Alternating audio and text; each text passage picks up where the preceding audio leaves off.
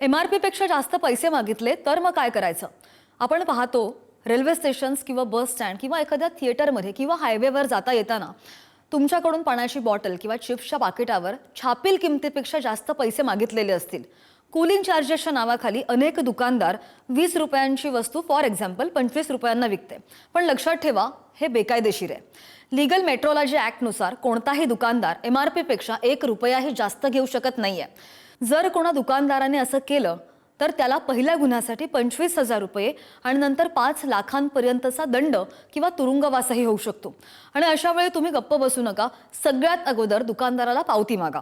जर तो ऐकत नसेल तर तुम्ही नॅशनल कन्झ्युमर हेल्पलाईनच्या 1800-114-0000 या नंबरवर कॉल करू शकता किंवा 8800001915 या नंबरवर व्हॉट्सअप मेसेजही करून तक्रार नोंदवू शकता.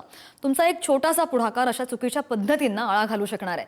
आणि ही माहिती प्रत्येक ग्राहकापर्यंत पोहोचवण्यासाठी हा व्हिडिओ नक्की शेअर करा. आणि हो, हे दोन्ही नंबर जे आहेत ते मी खाली देते आहे.